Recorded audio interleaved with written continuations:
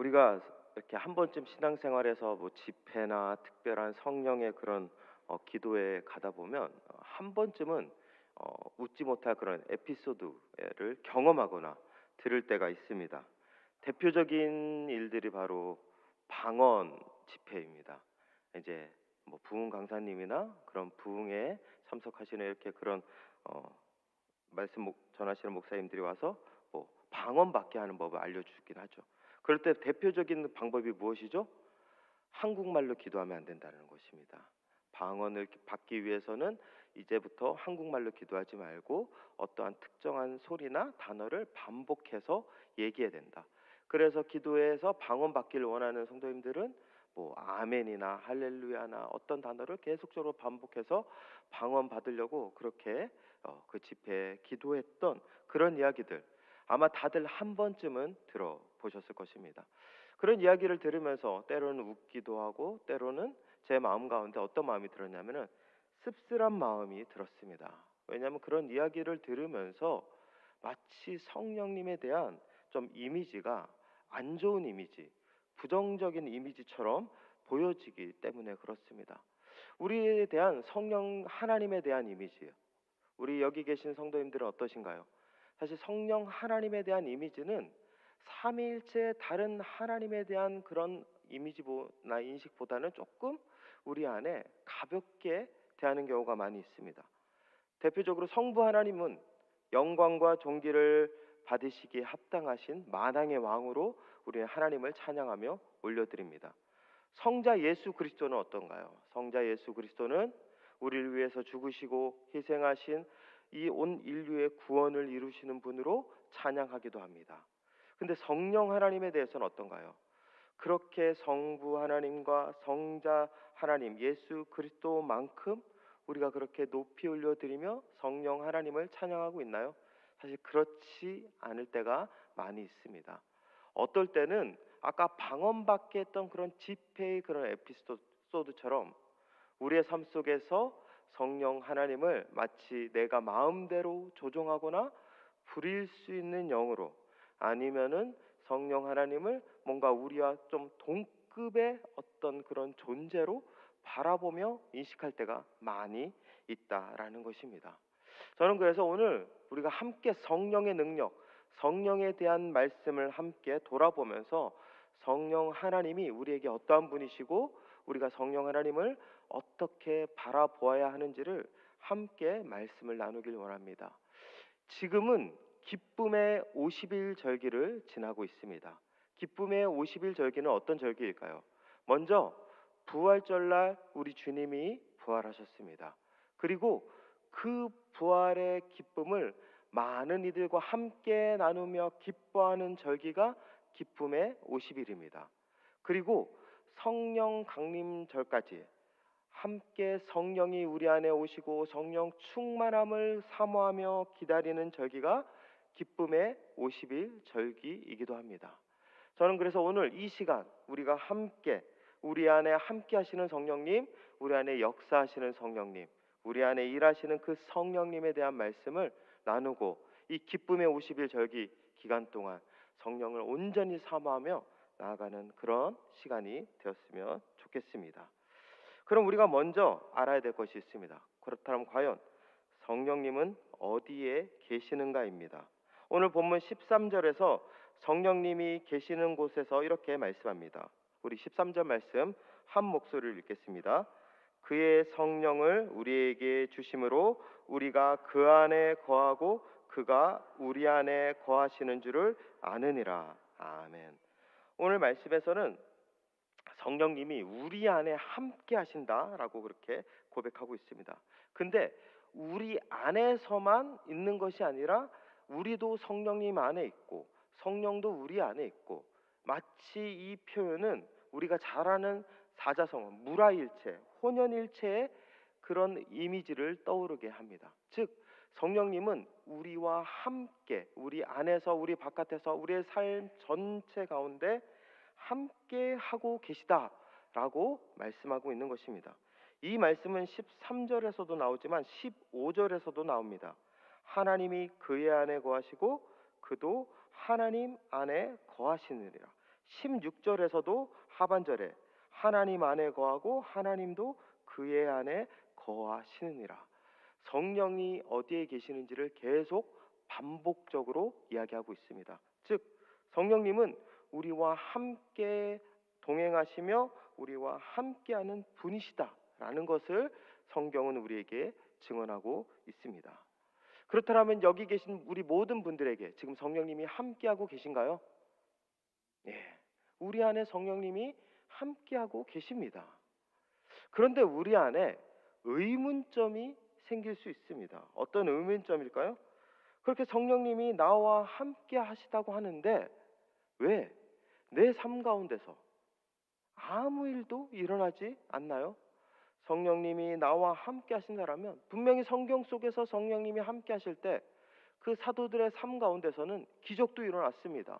그리고 방언뿐만 아니라 방언, 통변, 예언, 병 고침 여러 가지 초자연적인 사건도 일어났습니다. 뭐 그런 초자연적인 사건까지는 아니더라도 내 삶 가운데 성령님이 함께 하시고 성령님이 나를 이끌어 주신다라면 내 안에서도 뭔가 특별한 일이 일어나야 되는 거 아닌가요? 뭔가 내 안에서도 뭔가 은혜 넘치는 그런 간증들의 그런 사건들이 넘쳐나야 되는 거 아닌가요? 성령님이 나와 함께 하신다고 하는데 내 삶에서 지금 나는 아무 일도 일어나지 않습니다. 정말 성령님이 나와 함께 하시는 것이 맞나요? 이렇게 우리 마음 가운데 의문이 들 수 있다라는 것이죠. 맞습니다. 성령님이 나와 함께 하시면 뭔가 우리 안에 위대한 일이 일어나는 게 좋을 것 같은데 그런 일이 일어나지 않을 때가 너무나도 많이 있습니다. 여전히 똑같은 일상 속에서 살아갈 때가 많이 있다라는 것이죠. 그런데 여기서 우리가 한 가지 기억해야 할 것이 있습니다. 그것은 무엇이냐면은 성령님이 우리와 함께 하셔서 무엇을 하길 원하시는지를 알아야 합니다. 성령님이 우리와 함께 하시는 주 목적이 무엇인지 알 수 있을 때 우리는 우리의 삶 가운데서 일어나는 일들이 어떤 것인지를 정확하게 볼 수 있습니다. 성령님이 우리 안에서 기적을 베풀길 원하시는 것이 성령님의 주 목적이라면 정말 우리 삶은 기적 가운데서 날마다 기적을 체험해야 합니다. 성령님이 우리의 삶 가운데서 방언을 받게 할 목적이었다라면 내 삶 가운데서 방언이 넘쳐나고 우리는 방언을 통변할 수 있어야 될 것입니다. 그런데 이런 것 이면에 더 큰 성령님이 우리와 함께 하시는 큰 목적이 있다라는 것입니다. 오늘 말씀은 우리에게 성령님이 함께 하실 때 그 성령님이 우리를 통하여 일하시길 원하시는 근본적인 목적이 무엇인지를 말씀하고 있습니다. 그 말씀이 바로 14절입니다. 14절 15절 말씀 우리 다 함께 한 목소리로 읽겠습니다. 시작. 아버지가 아들을 세상의 구주로 보내신 것을 우리가 보았고 또 증언하노니 누구든지 예수를 하나님의 아들이라 시인하면 하나님이 그의 안에 거하시고 그도 하나님 안에 거하느니라. 아멘. 성령님이 우리 안에 내주 교통 역사하시는 주 목적을 오늘 말씀에서는 증언이라고 고백하고 있습니다. 14절에 아버지가 아들을 세상의 구주로 보내신 것을 우리가 보았고 또 증언하노니 15절에서도 누구든지 예수를 하나님의 아들이라 시인하면 하나님이 그 안에 거하고 그도 하나님 안에 거한다. 성령 하나님이 우리 안에 거하시는 주 목적 그것을 14, 15절에서는 증언과 시인이라고 그렇게 이야기하고 있는 것입니다. 즉 우리 안에 성령님이 계심으로 말미암아 우리 안에 일어나는 변화와 능력 첫 번째는 예수 그리스도를 증언하고 시인하는 것입니다. 예수님이 우리의 삶 가운데서 어떠한 분이시고 무엇을 하셨고 또 예수님께서 우리 삶 가운데 어떻게 역사하실지에 대한 증언과 시인의 그런 고백들을 우리가 할 수 있다라는 것입니다. 그렇기 때문에 우리는 내가 내 마음대로 내 지성으로 내 생각으로 지금 주님의 이름을 부르고 고백하는 것이 아니라 우리 안에 성령님이 계시기 때문에 주님의 이름을 부르고 고백할 수 있는 것입니다. 그렇다면 이것을 어디에 사용할 수 있을까요? 이것을 어떤 지점에서, 우리의 삶의 어떤 부분에서 이것들을 활용할 수 있을까요? 활용이라는 말이 조금 조심스럽지만 우리 삶 가운데 어떻게 이것을 나타낼 수 있을까요? 대부분의 사람들은 이것을 전도할 때 필요하다라고 생각할 수 있습니다. 복음을 전해야 되는 자리, 선교해야 되는 자리, 그렇게 하나님의 그런 하나님을 모르는 자들에게 그 하나님의 행하시는 일들을 알려주기 위한 그런 자리 가운데서 우리가 그 성령님의 능력으로 말미암아 하나 예수 그리스도의 일을 증언하고 시인할 수 있다라고 그렇게 생각할 수 있습니다. 이것이 틀린 말은 아닙니다. 맞습니다. 우리가 전도할 때 나를 통하여서, 내 안에 계신 성령님을 통하여서 예수님의 이름을 고백하고 예수님이 행하신 복음을 우리는 말할 수 있습니다. 그런데 전도할 때만 성령님이 우리 안에 그렇게 일하시고 우리가 그렇게 고백하는 것은 아닙니다. 성령님이 우리 안에 계셔서 예수님의 이름을 증언하고 시인하는 행위는 그것보다 더 넘어서 우리의 삶 전체 가운데 역사하고 계시다라는 것을 우리는 깨달아야 합니다. 결국 저는 이것을 다르게 좀 재정의하고 싶습니다. 이것을 저는 신앙 고백이라 그렇게 설명드리고 싶습니다. 성령님이 우리 안에서 증언하고 시인하는 것을 신앙 고백이라고 저는 그렇게 말씀드리고 싶은 거죠. 신앙 고백이라는 이름으로 우리가 이것을 다시 접근해 봤을 때 어떠신가요? 전도할 때만 이것이 필요한가요? 그렇지 않습니다. 예배 드릴 때도 필요합니다. 그리고 내가 무엇을 하든 어디에 있든 어떠한 삶의 자리에 있든 우리는 이러한 신앙의 고백을 해야 하는 것입니다. 그리스도인들, 하나님을 우리의 삶 가운데 주인으로 모시고 예수님을 구주로 모시는 이들이 삶을 살아가면서 마땅히 해야 되는 삶의 고백이 바로 예수 그리스도는 나의 삶의 주인이시고 우리를 구원하신 하나님이십니다 라는 고백입니다. 이러한 신앙의 고백은 우리의 삶 전 영역 가운데 나타나는 은혜라는 것입니다. 우리가 이것을 감당할 수 있도록 이끄시는 것이 성령님입니다. 그래서 성령님은 단순히 전도할 때뿐만 아니라 우리가 어디에 가든 무엇을 하든 그 자리에 함께 하셔서 우리를 온전히 신앙 고백할 수 있도록 이끌어 주신다라고 성경은 우리에게, 오늘 말씀은 우리에게 증언하고 있습니다. 그렇다면 이렇게 생각할 수 있죠. 그럼 이런 것들이 어떤 은혜가 있습니까? 우리가 집에서도 그렇게 신앙을 고백하고 직장에서도 교회에서도 우리의 삶의 전 영역에서 그렇게 신앙을 고백했을 때 그때 우리가 누리는 은혜는 무엇입니까? 그렇게 질문할 수 있죠. 그때 우리가 누리는 은혜는 바로 그 자리 가운데 우리의 삶을 이끄시는 분이 누구인지를 알게 됩니다. 한 여름밤에 대부분의 사람들이 하는 이야기가 있습니다. 무슨 이야기일까요? 귀신 얘기입니다. 날이 더워지면 사람들이 귀신 얘기를 굉장히 자주 하게 되죠. 뭐 빨간 휴지 줄까, 파란 휴지 줄까. 사실 그 귀신은 참 착한 귀신입니다. 휴지가 없을 때 휴지를 주기 위해서 우리에게 나타나는 귀신이니 사실 나쁜 귀신은 아닙니다.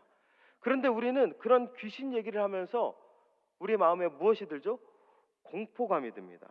아, 귀신은 정말 무섭구나. 근데 우리가 그런 얘기를 하면서 다시 한번 생각해 볼 필요가 있습니다. 정말 귀신 얘기가 무서워서 우리가 무서워하는 것일까요? 사실 그렇지는 않습니다. 우리 삶 가운데서 귀신 얘기를 듣고 무서워하는 이유는 그 순간 우리의 삶 가까이에 귀신이 있을 수도 있다는 생각이 우리 안에 들기 때문에 그렇습니다. 평소에는 귀신에 대한 생각을 우리는 별로 잘 하지 않죠. 평소에는 살기 바쁘고 가족 챙기기 바쁘고 내 일상 가운데 하루하루 감당하기 정신이 없습니다. 그럴 때 우리가 귀신을 생각하는 것은 사실 거의 불가능에 가깝죠. 그렇기 때문에 우리가 귀신 때문에 무섭거나 귀신 때문에 두려움에 떨거나 이런 일은 잘 일어나지 않습니다. 그런데 귀신 얘기를 하는 순간 우리의 마음 가운데 귀신의 존재에 대한 생각이 들기 시작합니다. 그러면서 내가 평소에는 잊고 지냈던 귀신이 내 삶 가운데 갑자기 가까이 올 수 있다라는 생각이 들면 우리의 마음에 무슨 생각이 들죠? 공포가 찾아오는 것입니다. 화장실에서 볼일을 보다가 정말 귀신이 나에게 휴지를 주는 건 아닐까? 마음에 두려움이 들고, 혼자 밤에 길을 걸어가다가 정말 저 앞에서 처녀 귀신이 피를 흘리며 나를 바라보고 있는 것은 아닐까? 귀신의 존재를 생각하기 시작하면서 귀신의 존재에 대해서 우리가 느껴지는 것입니다. 그러면서 우리의 마음에 공포감이 들기 시작하는 것이죠. 사실 우리의 삶 가운데 우리가 어떠한 것을 언급하느냐, 우리가 무엇을 말하느냐에 따라서 그 존재를 떠오르게 된다라는 것입니다. 우리의 삶 가운데 그 존재가 나와 무관한 존재가 아닌 나와 함께 있을 수 있는 존재임을 우리가 알게 된다는 것이죠. 하나님의 이름을 부르는 신앙의 고백행위 마찬가지입니다. 우리가 살아가면서 우리는 정신없이 살아갈 때 하나님을 잊어버리고 살아갈 때가 많이 있습니다. 당장 내 앞에 있는 문제 해결하기 위해, 당장 내 앞에 쌓여 있는 그 수많은 그 일상과 업무를 처리하기 위해서 우리는 하나님을 잊어버리고 하나님을 외면하고 살아갈 때가 많이 있습니다. 그럴 때마다 성령님이 우리 안에 오셔서 무엇을 하신다라는 것이죠? 신앙 고백하게 하시는 것입니다. 예수님이 이 자리에 나와 함께 하십니다. 나를 위해서 죽으신 우리 주 예수님이 이 자리의 주인이십니다. 우리 가정의 주인, 이 직장의 주인, 우리 교회의 주인은 우리 주 예수 그리스도이십니다.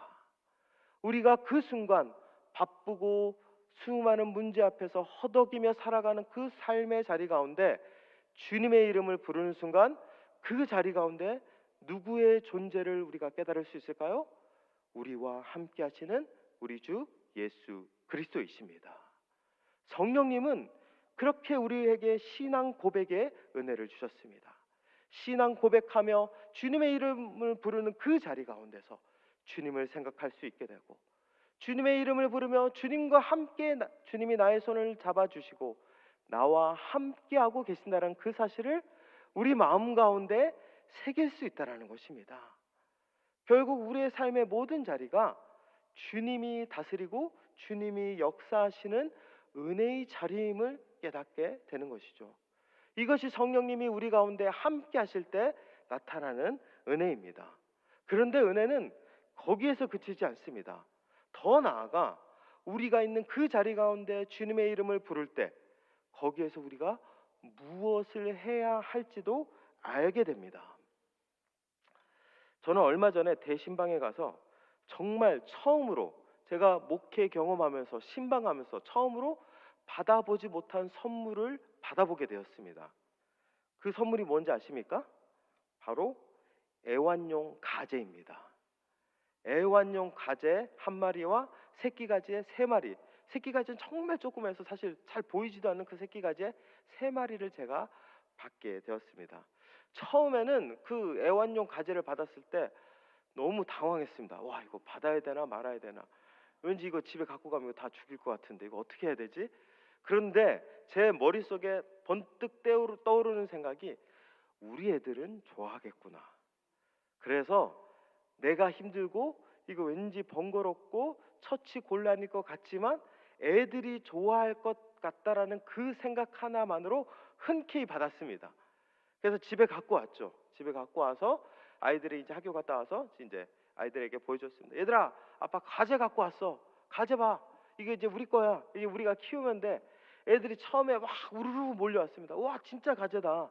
와, 가재 진짜 이쁘다. 예, 안녕. 막 이렇게 처음에 막 가재에게 관심을 보였죠. 그런데 흥미가 그렇게 오래 가지 않았습니다.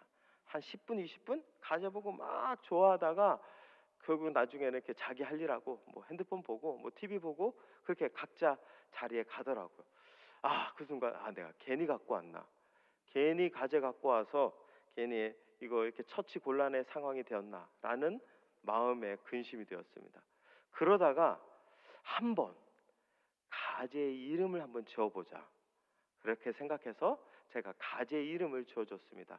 가재라고 해서 가돌이 해서 애들한테 이렇게 얘기했죠. 얘들아, 얘 이름 이제 가돌이야.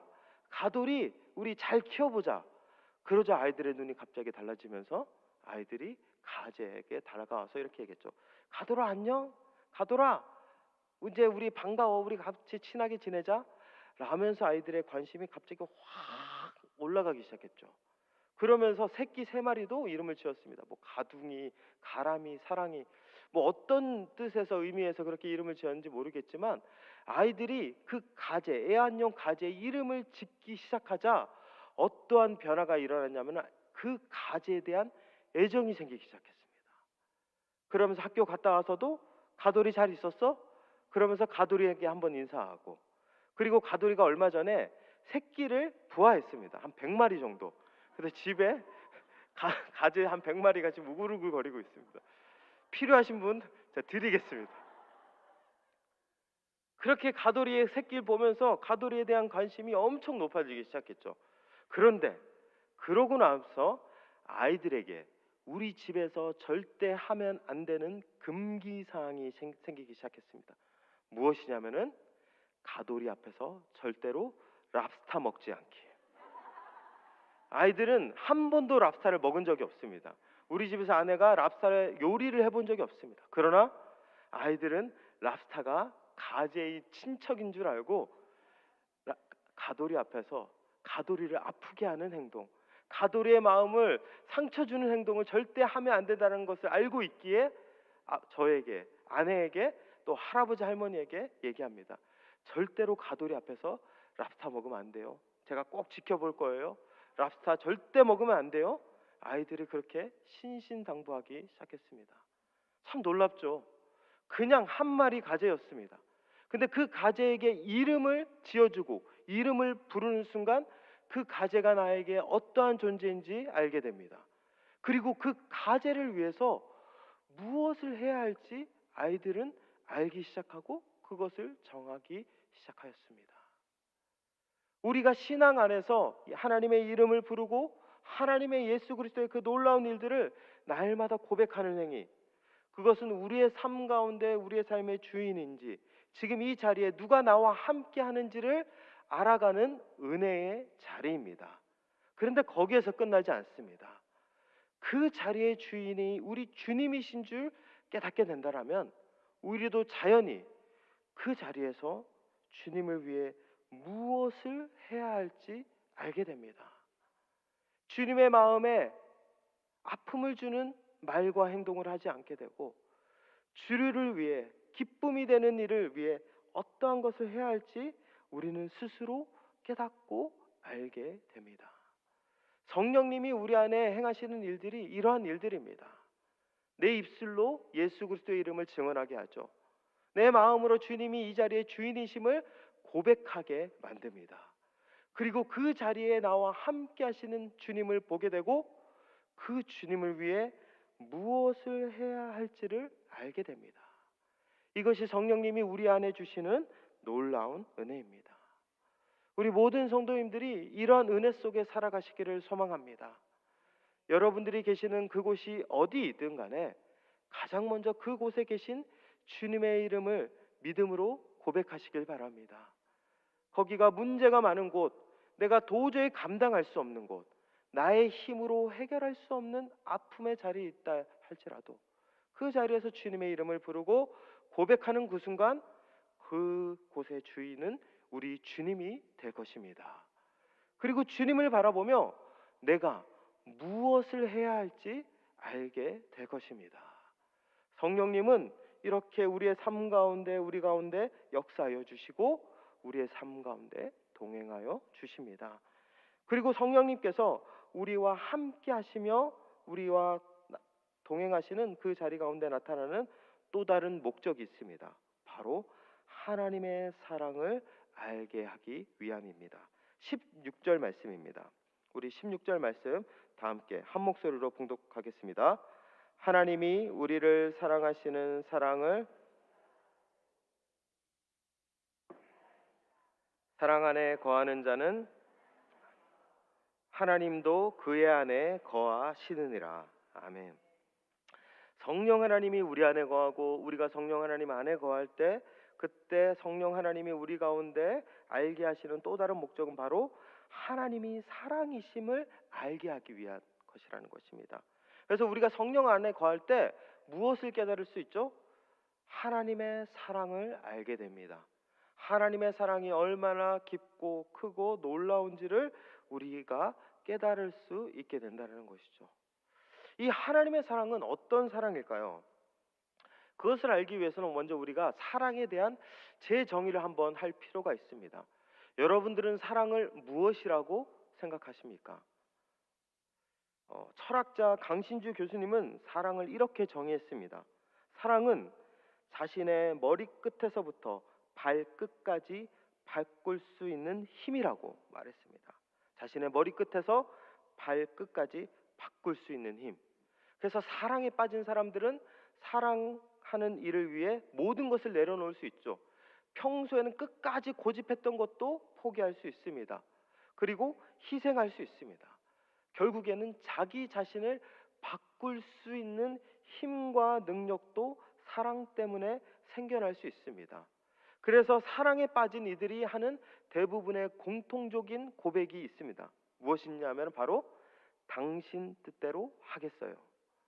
사랑하게 되면 사랑하는 이의 뜻대로, 사랑하는 이를 위해 나의 뜻을 포기하고 나의 생각 내려놓고 그를 위해 모든 것을 바꿀 수 있다라고 그렇게 강신주 교수님은 이야기했습니다. 제가 한 재밌는 이야기를 들었습니다. 공원에서 어떤 아저씨가 혼자서 계속 앞구르기를 하고 있다라는 것입니다. 그래서 그것을 본 한 사람이 그냥 좀 이렇게 정신적으로 좀 문제가 있는 좀 이상한 아저씨구나, 그냥 기인 같은 혼자서 운동을 참 독특하게 하는 아저씨구나 생각하고 그 아저씨를 이렇게 바라봤는데, 근데 보니까 옆에 4살짜리 그 뾱뾱거리는 신발 신은 아이가 옆에서 계속 그렇게 말을 하다라는 것입니다. 아빠 또 해봐, 또. 혼자 있는 그 아저씨는 이상한 아저씨였습니다. 그런데 아들이 옆에서 또 해봐라고 하니까 그 아저씨는 그렇게 그 이상한 행동을 거기에서 수없이 반복하면서 하고 있다라는 것이죠. 그 아저씨는 무엇을 하고 있는 것이죠? 사랑하고 있었던 것입니다. 사랑했기 때문에 아들을 위해 당신 뜻대로 하겠어요. 그 마음으로 누가 봐도 이상한 앞구르기를 거기에서 계속 반복하고 있는 것입니다. 이처럼 사랑은 우리의 삶 가운데 우리의 생각과 우리의 고집 내려놓고 사랑하는 이를 위하여서 무엇이든 포기하며 변화하며 할 수 있는 것이 사랑입니다. 그런데 성령님께서 이 사랑을 우리에게 깨닫게 하여 주십니다. 바로 다른 그 누구의 사랑이 아닌 우리와 함께하여 주시는 우리 주 예수 그리스도의 사랑, 성령님의 사랑을 알게 하여 주십니다. 우리가 잘 알다시피 하나님은 우주 만물을 창조하신 위대하신 분이십니다. 인간의 생각과 인간의 능력으로 가늠조차 할 수 없는 그분이 머리 끝에서부터 발끝까지 한없이 연약하고 무지한 인간이 되셨습니다. 그리고 인간이 될 필요가 없으신 분이 친히 인간이 되셔서 모욕과 치욕의 자리를 감당하셨습니다. 철저히 우리를 위해 모든 것을 바꾸신 분이 우리 주 예수 그리스도십니다. 그런데 예수님뿐만 아니라 사실 성령님도 마찬가지입니다. 성령님도 하나님께서 태초에 천지를 창조하실 때 그 창조의 역사에 동참하셨던 위대하신 하나님이십니다. 그리고 성령님 안에는 놀라운 지혜가 넘치시는 분이십니다. 그런 분이 우리 안에 오셔서 스스로를 제한하셨습니다. 세상을 창조하시고 우주 만물을 교통 운행하여 주시는 분이 부족하고 연약한 우리 안에 우리와 함께 하셔서 스스로를 제한하고 계시다라는 것입니다. 성령 하나님의 은혜는 성자 예수님이 이 땅에 오신 그 한없이 낮아지시는 성육신의 은혜처럼 우리의 삶 가운데 스스로 제한하시는 사랑의 은혜입니다. 그리고 제가 말씀드렸다시피 성령 하나님은 지혜롭습니다. 모든 것을 아시고 모든 것을 미리 준비하시는 분이 성령 하나님이십니다. 그렇기 때문에 우리 안에 오셨을 때 우리 의견을 물어볼 필요가 있을까요, 없을까요? 사실 없습니다. 다 알고 있기에 그냥 지시하고 우리에게 알려주고 우리를 이끌어 주기만 하면 됩니다. 그런데 성령 하나님은 우리를 강요하지 않습니다. 명령하지 않고 지시하지 않고 조종하지 않고 우리와 합력하여 선을 이룰 때까지 기도하고 중보하고 기다려 주십니다. 때로는 말할 수 없는 탄식으로 우리의 연약함을 바라보시며 인내하여 주시는 분이 우리 안에 계시는 성령 하나님이십니다.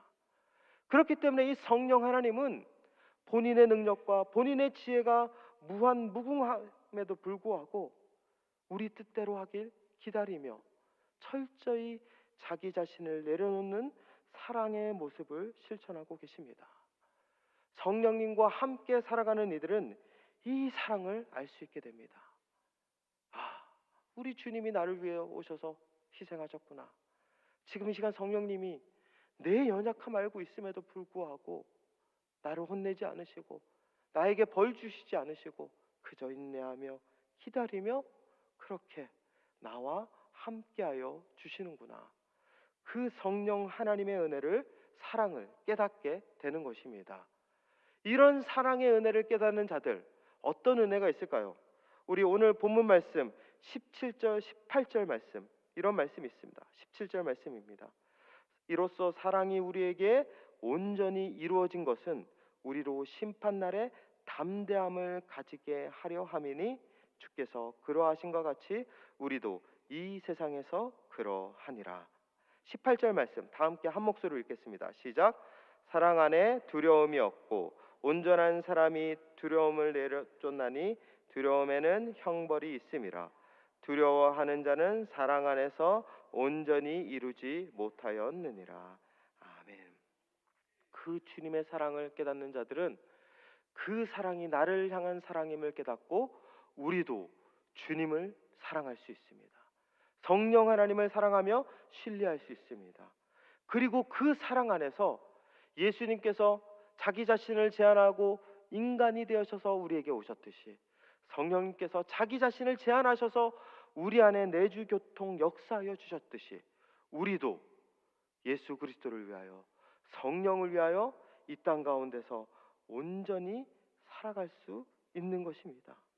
주님이 이 세상에서 불의와 수많은 종교 지도자들의 공격 앞에서도 담대히 나간 것처럼 우리도 이 세상 앞에서 주님이 가신 그 길을 함께 따라가며 담대히 걸어갈 수 있는 것이고, 주님이 그 죽음의 두려움 앞에서도 굴하지 않고 묵묵히 십자가를 지신 것처럼 우리도 세상 앞에서 두려움 떨쳐버리고 온전한 사랑으로 달려갈 수 있는 것입니다. 그러면서 우리의 삶 가운데서 우리도 이렇게 고백할 수 있는 것이죠. 주님 뜻대로 하겠습니다. 성령의 은혜로 살아가는 자들은 이러한 은혜로 살아가는 것입니다. 나를 향한 사랑을 깨닫고 나도 그 사랑에 매달려 주를 위한 사랑으로 나도 주의 뜻대로 하겠습니다. 주님과 함께 동행하며 살겠습니다 라며 고백하며 살아갈 수 있는 것입니다. 우리 모든 믿음의 권속들이 이 은혜 누리며 살아가시기를 주님의 이름으로 축원합니다. 주님의 은혜가, 사랑이 나의 안에 들어올 때 그 사랑으로 말미암아 우리도 사랑하고 변화되고 두려움 내쫓고 온전히 승리 가운데 살아갈 수 있을 것입니다.